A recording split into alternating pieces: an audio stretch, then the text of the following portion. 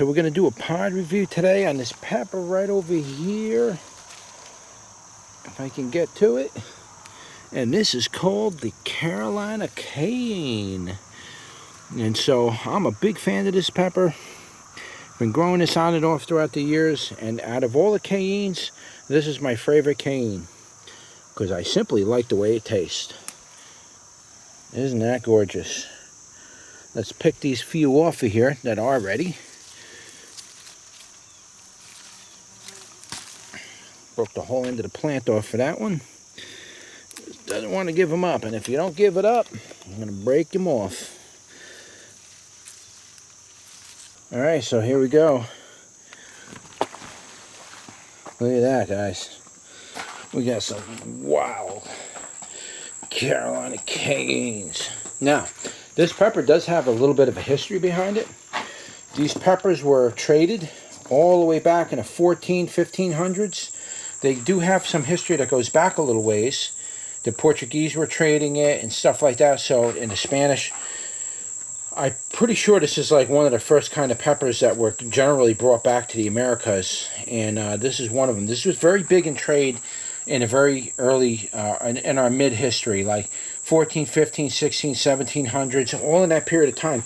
This pepper goes way back to that. Has that type of history. So that's what it looks like. And I wouldn't be surprised if George Washington gave one of these a go, guys. That's what kind of history this thing has. It goes way back, man. This is beyond heirloom. This is... this has like ancestral history, you know. It has history that goes way back to very early times, before even colonial times. This goes back to like medieval era, believe it or not. These peppers got some history to it. So let's turn you around and give it a go. Alright guys, today we're doing another pod review, and it's going to be on the Carolina Cayenne. And I've done pod reviews on this in the past, but I want to revisit it and update the video on my website. So here it is, the Carolina Cayenne. That's a typical pheno for this. They generally look just like this. Sometimes they're straight, sometimes they're not. Sometimes they're curled like this. You can see the end of this thing, how it gets like a blunt nose. That is a typical shape for the Carolina Cayenne. Most of my peppers, in fact, all of my Carolina Cayennes always had that kind of a nose and never a pointy tip. So here it is. And we're going to give it a go. Nice and sweet. Wow, that's nice, guys. That was sweet. That was a lot better tasting than even in past years. The only thing is sometimes these peppers get sweet like this, and you kind of start to lose focus on the cayenne side of it. So it does have a typical cayenne type of flavor, except this one's got a lot of sweetness on it. So that sweetness tends to be more dominating. You can pick these when they're green and eat them, and you get more of a cayenne type of flavor, but it's got a green flavor to them. If you let them ripen all the way like this, they're going to get really sweet. And this one was really sweet and very delicious. Now, does it taste sweet like a bell pepper? No. These cayennes, when the cayennes generally get sweet, they carry in a little bit of a tanginess to them, unlike bell peppers. Bell peppers don't have that tanginess at all, but the cayennes tend to carry this tanginess with them, and that partly balances out that whole flavor sensation of the cayenne. This one did do that. Now, this particular type of pepper, in my opinion, is perfect for a frying pepper. This is the type of pepper you would want to prepare for frying, like with sausages or meats, or hors d'oeuvres that you're cooking and you're frying in a skillet. This is the type of pepper you'd want to use for that. Perfect frying pepper, in my opinion. Now, you can take these peppers and dry them out and get a cayenne type of powder on it. And man, that is good, guys. I did make powder out of these one year, and I really like the powder. That's all gone. So this year I'm going to make more powder out of them, and I'm going to isolate this powder, and I'm definitely going to start to use this powder a little more. Now, as far as the heat on this thing, right now it's pretty low. It's not very high, but I have eaten these in the past and there was some heat on them. So I'm not sure if this one's very low or it's just the bottom of the pepper. But we'll take another bite off it and see if we can bring up the heat on it a little more. Nice, very nice. A little bit more tangy coming up towards the seeds. That's another reason why I don't like to eat the seeds. I think the seeds really add a lot of that tanginess. So I just spit those seeds out.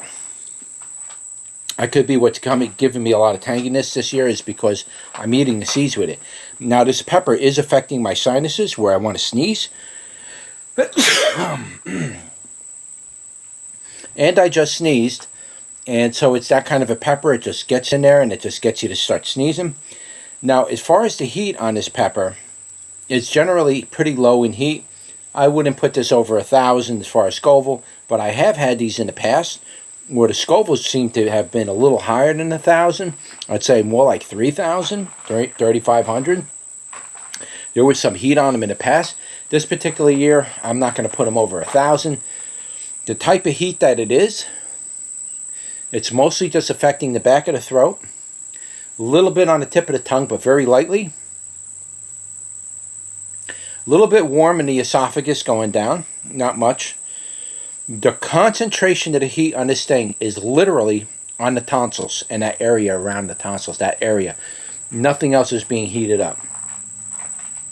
I chewed it up really good before I swallowed it too. So that's really where it concentrates, the back of the throat. This is a back of the throat burn type pepper, 100%. Very little burn on the tip of the tongue. Very, very little.